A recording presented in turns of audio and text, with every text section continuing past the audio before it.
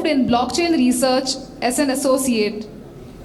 He has managed crypto markets for an institutional trading platform and is now leading Web3 investments for India's largest crypto platform, Coinswitch Ventures. Please put your hands together for Parth Chaturvedi. Thank you, everyone. GM everyone. I'm basically going to talk a little bit about what the Web3 funding scene is right now, and especially talk about the India Web3 ecosystem. We've been in this space for a while, but particularly in the last 1 year, it's been a little tough. So just want to throw some light on why this is the best time to build, and bear markets are for building. So first of all, how did we end up here? We must go back and see what happened last year. A lot of people keep forgetting. Last year was monumental in terms of the hits that the industry took, both in terms of credibility from the regulators, credibility from the investors, and all of that began with Terra Luna. We saw big centralized lenders like BlockFi, Celsius go burst.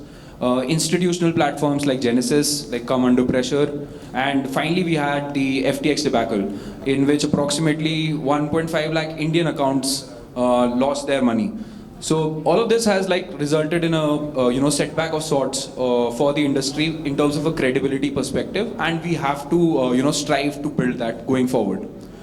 More recently, the crackdown on Binance and Coinbase by the Security Exchange Commission in the US has set the stone for how this is going to be a long-drawn legal battle. Our crypto asset securities, we got some hints to that on the Ripple case, but SEC has again gone to court against that verdict also. So what we'll see is probably until the time there are clear regulations in place, there are going to be a lot of legal battles in the space. That said, what is the US's loss is being gained by a lot of other geographies. Particularly the ones to highlight is Europe. They have a framework in place now called MiCA, which is going to come into force. There are going to be licenses given to exchanges, to crypto transmitters and other virtual asset service providers. Then there's the Middle East. We all know that Dubai is sort of becoming the crypto hub. Next to India, a lot of Indian builders are moving base to Dubai. And more recently, it's Hong Kong. So Hong Kong is going to act as the proxy for China. If you guys remember, China banned all crypto trading, banned BTC mining, but now they're trying to open the routes again via Hong Kong. They rolled out the first exchange licenses about 2 weeks back to OSL and Hashkey. Even though all of this is happening and there's a lot of a negative connotation in the space, we have to look at the bigger picture. This cycle is going to be different because institutions are not coming anymore. They are already here. The watershed moment, and these two I want to highlight, are BlackRock's spot ETF filing. So BlackRock doesn't enter a space unless they know for sure that they're going to get the filing approved. They have a record of more than 99% successes in terms of wherever they've applied, the ETF has been approved, and they have trillions of dollars of assets under management. So even if a small percentage of that starts moving into BTC, we will see very strong price action. And the other news which came out more recently is PayPal's issuance of a stablecoin on Ethereum. Again, this could have been done in a more private blockchain or other structures, but they decided to choose Ethereum for the launch. And this again we'll probably see a race of other fintech players launching stablecoins. Why are stablecoins so interesting? Just for context, Tether made more than $1 billion in profit only by their stablecoin businesses because they hold US treasuries in the background, and US treasuries are giving you 5% interest rate returns. So if the circulating supply of stablecoins increase, you will earn more money just in interest. So this space is a must to watch out for. You'll see more stablecoins getting launched. Then another big update, again, all of this has been happening in the last 2 weeks. Coinbase launching Base. This is the first publicly listed company which has launched a public blockchain. Again, could set the precedence for more companies trying to experiment by moving their users on-chain. Something to look out for is on-chain summer. If you are on Twitter, please have a look. They are giving out NFTs to everybody who's participating. And the third is like how brands are entering the space. This again like goes a lot like unnoticed because there are not a lot media outlets covering it. But if you like go for like crypto specific news, you'll see that Polygon is making some great partnerships in the space. Reddit has like I think more than 2 million users who use NFT avatars. Then there is Starbucks, which has like their rewards program is on chain now. It's called Odyssey. EA Sports, Nike, they're coming together for Swish, which is their NFT marketplace. Soon you'll be using NFTs in games as well. And more recently, DraftKings, this is like a betting platform, which has moved to Polygon NFTs and is seeing crazy adoption. So the institutions are already here. Now would be the perfect time, for the next, in the next bull run, you'll see like all these things becoming more mainstream. Now talking about the funding winter, and as many of you are entrepreneurs here who would realize this as you go to market, as you talk to VCs, we are sort of going through like a capital crunch. And the things to highlight is that this is not a crypto specific event. Although like so many bad things happened in the last 1 year, and because of that, crypto has seen like a slowdown in terms of interest. But these are global macroeconomic conditions. It's not just affecting crypto. Interest rates globally have gone up, and as interest rates go up, risk appetite falls. Like, why would I chase 10 or 15% return if I can just park my money in US government bonds and get 5%? So there is a risk of sentiment in investors. You'll see this in equity, you'll see this in crypto, you'll see this in private markets, VC, PEs. They will be deploying less money. Particularly one sector which is an exception is AI. Because we have seen the sort of the chat GPT moment that happened in AI, a lot of VC money is moving in that space. We have seen some, again, if you're active on crypto Twitter, you'll see the memes around how most VCs are turning from crypto VCs to AI VCs. But yeah, the numbers are pretty staggering. If we compare to the last quarter, there's been an 80% fall in funding. And it has continued despite there being a small bounce in prices. Like if you see last at least a month or so, Bitcoin is traded in a very narrow range. So we have a very strong base in terms of prices, but VC funding is still sort of just coming back. Again, another point that I want to highlight is what has exited is primarily tourist money, or that's a term that we have in crypto VC circles, where a lot of traditional funds wanted to get into the space without having a thesis and were sort of FOMOing on the price action. Though that was the first money to which could not bear the bear market and left as soon as possible. But worth highlighting is Web3 native funds are continuing to deploy money. Go read up news, you will see early stage rounds are still closing. They are going to take a lot of time though. There is going to be enhanced due diligence. The FTX incident had sort of shown that a lot of investors didn't do the due diligence properly on the companies itself. So that is why they're coming back with a increased vengeance of sorts on diving deep into the underlying technology, the underlying business model for these startups. So what I want to also highlight is India in particular doesn't have a lot of Web3 focused funds. Coinswitch Ventures is trying to help in that perspective as well. We've created a partner VC network of about 90 odd VCs globally, where on a monthly basis we try to share deal flow with them and get them interested on Indian projects. We are seeing decent activity. What our latest numbers that I can disclose are we've done 12 investments and facilitated about 25 million in funding. So trends and themes within Web3 that are worth highlighting. So particularly hard hit are startups in the series A or B sort of, more mature startups in that sense, which had raised in the previous bull market. They are the ones who are really the investors are after them to figure out a path to profitability and not just chase growth. That's why builders who are still just starting out, don't be disheartened. Early stage funding has still not completely come down to a halt. There are still deals happening actively. It's just that it's going to take a longer time for you to get your round through. So in the bull market, there have been instances where people have raised money just by a white paper in weeks. Probably now you will have to give your MISs, contract notes, and take a quarter to close the rounds. So just plan accordingly. And what are people investing in? So against the hype cycle of 2021, where NFT projects or bigger plays were more user-centric plays were getting action. Now what is happening is we are seeing underlying blockchain infrastructure become interesting. Data and analytics is another big theme, because as more institutions come in, they will try to analyze blockchain data, and because it's public data, it becomes a very sort of a gold mine of sorts, which these companies can use. So lots of data and analytics companies are coming up. Then the other theme that we are seeing is user onboarding. Again, most of you, because you have seen the space, you know how difficult it is to manage a private key. We are seeing a lot of technological innovations that are solving for that. So the next big wave of users will probably have a Web2 experience when they are actually logging onto Web3. So these are some themes that we have seen interest build up on the VC front.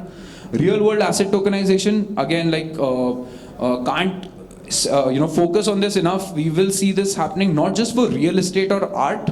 This is going to happen more for financial instruments. So let's say stocks, bonds, or even funds. So KKR, one of the biggest fund managers, they actually have one of their funds on chain, so that you can participate or invest in that fund via buying their token.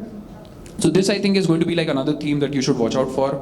MakerDAO, one of the biggest players in the DeFi space, is already doing it for US Treasury bonds. From a technology perspective, again, from the audience, what I've gathered is a lot of you are developers. These three particular technologies are gaining a lot of attention from VCs. Account abstraction, MPC. MPC is multi-party computation, where you basically divide the private key into 3 shards and give away the responsibilities to these 3 holders. And ZK powered solutions.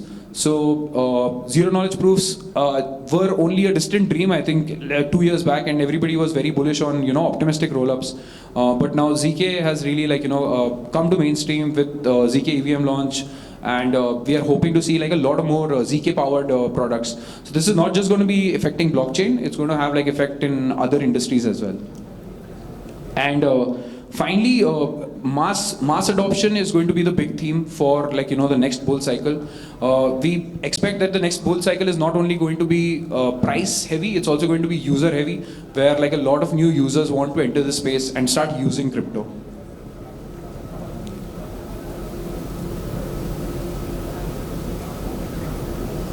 So the do's and don'ts, because we have a lot of entrepreneurs here. First of all, do not be discouraged if the funding rounds are not happening as fast as they used to. This is just a phase of the market, and things will definitely turn around. The investment thesis that attracted Web3 native folks is still pretty much intact. Decentralization is going to be a theme. We will see more companies adopt blockchain technologies. Tokenization will be a theme. Tokenization of assets, tokenization of loyalty points, basically tokenize everything. That's the theme which is going to play out. Global VCs continue to sit on a record level of dry powder. Dry powder is cash.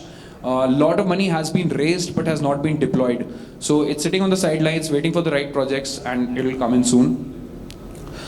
Conviction in the projects is going to really untap more and more investment. You will see if there is a particular project which gets interest from VCs, those rounds will get subscribed really fast. They could close in weeks also.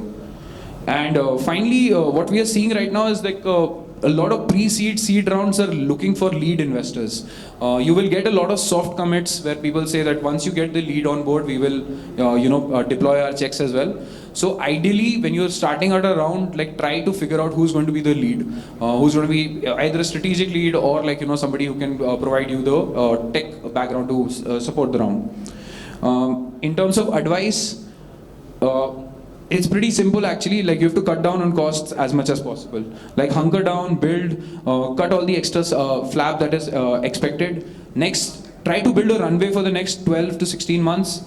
Because if you're able to ride it out, you will probably see yourself in the better parts of the market and will be able to raise at a higher valuation.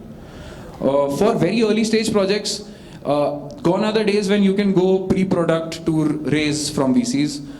people will not be very interested in projects that don't have some initial traction. So ideally, bootstrap it to this, to the level where you can show some user traction or some kind of testnet data that you can at least show the VCs before moving ahead. And finally, I think apply for accelerators, incubators. I see there's a lot of global projects that go into these accelerators, but Indian accelerators have really not taken off. So try to keep a watch out on these global accelerators and incubators as well. Participate in hackathons. That's another way to get spotted by VCs. They are generally in attendance. So if ETH India happens, definitely participate.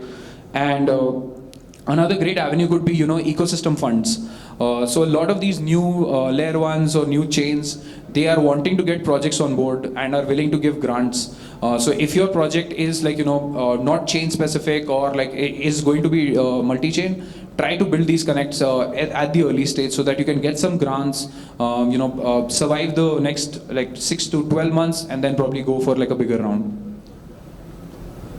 And finally, what's going to happen next? Again, please don't hold me liable for any of these things, but these are just what has happened in the past might happen again. So BTC halving is going to happen in April 24. This is going to be unique in the sense that there's going to be institutional money. Hopefully, we'll have a spot ETF already approved. And more importantly, on the macro front, we will already be behind the interest rate hike cycle. We will start seeing interest rates coming down, which is generally good for risk capital. All risk assets start moving up once interest rates start coming down. So it's going to be unique in that sense. And previous Bitcoin halving cycles have seen price move up. So we could see something similar post-April. The macro conditions do remain very in a state of flux. So any risky asset investor, the advice there would be exposure should be capped. You shouldn't put all your money in crypto.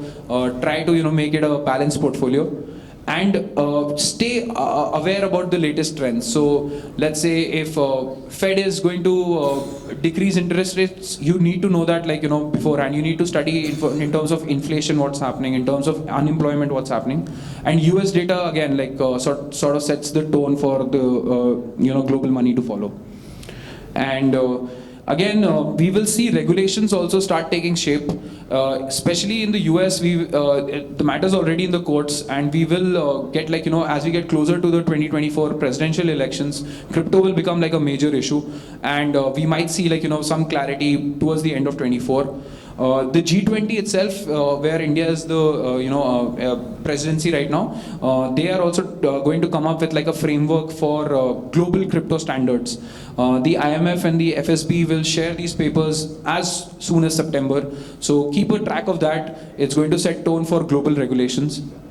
And finally, bear markets are for building. They are the best time where, several great companies in the past have come up. So do not lose hope and, keep building. All the very best. I think I'll open the floor for any questions.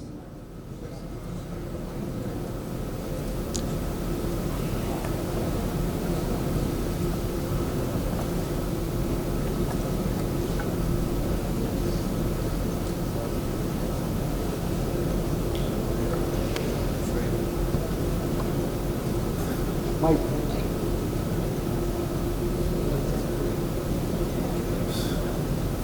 Hi.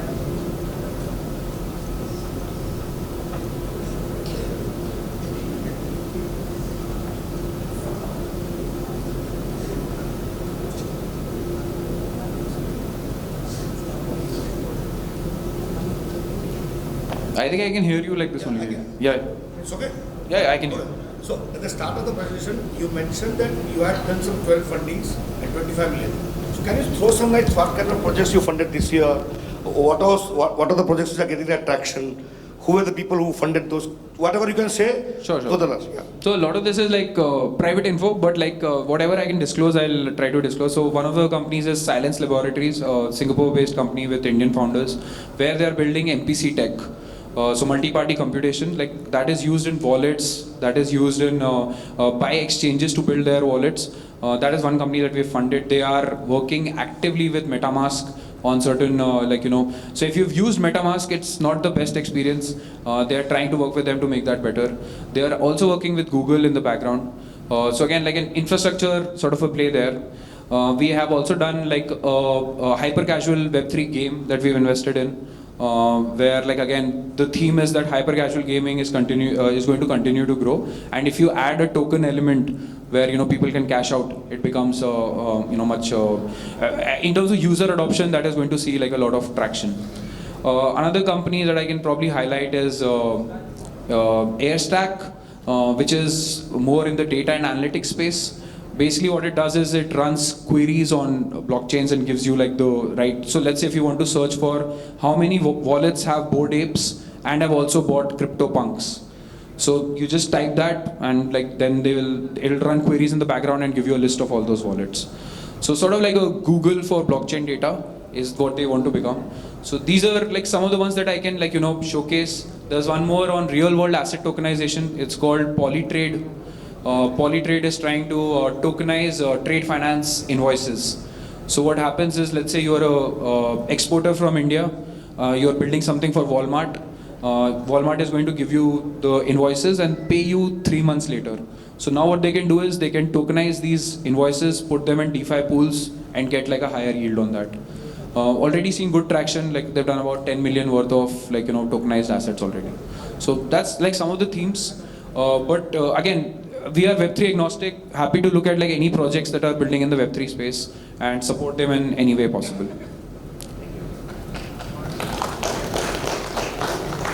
I think there's one more question there.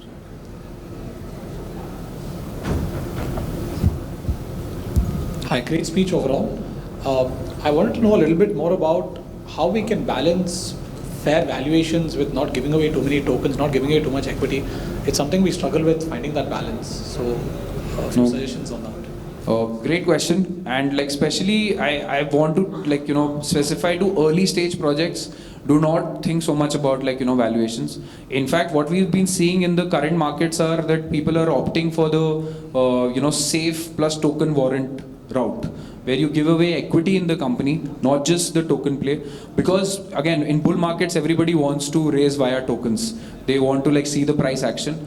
If somebody is ready to invest in the equity of your company, they are also trusting you much more. So what we are seeing as a structure, what can be explored is a safe with a token warrant for a future token issuance. In terms of how much value to give away, if you're participating in an accelerator, they'll probably take 5%. And again, there is scope for bargain there as well, but nobody's going to go below 3%. And again, in this particular environment where funding is difficult, I would say that's not a bad bargain at all, if the accelerator is adding a lot of value. So good examples, Outlier Ventures, if they're doing an accelerator and you're getting in, please consider that. A16Z Crypto School, that's the one that everybody should aim for, by the way. It's globally one of the best accelerators. They take 5% for 500k equity. So these are if there's a very big name that is going to add value to your project, please feel free to don't think about your particular share in that sense. I hope that answers your question. Thank you. We have one more question. Actually, I'm working as a marketing lead for Economy. It's a Pandora Finance project, and we guys are working on real world asset things. So you have mentioned that about the real world asset RWA. So I just want to know that it's already says that it's a upcoming $1 trillion market industry. So how it's compared to comparing to the DeFi, and it's going to play a big role in DeFi world? So there's going to be a strong linkage between DeFi and real world asset tokenization. The example that I gave, trade invoices which get tokenized, they can be put in DeFi pools. And what that does is it opens up a global liquidity pool to invest in those particular assets. Right now we are bounded by regulations, we are bounded by capital flow. In the crypto space or in DeFi you are not. So it will any asset that is tokenized becomes increasingly more liquid, increasingly more global in terms of the reach that it has. So we see a very strong linkage between real world asset tokenization and DeFi. And the MakerDAO example, please have a look at that. US treasuries are already being put on chain. That's it, guys. Thank you so much for your time. Thank you so much, Parth, for the amazing session.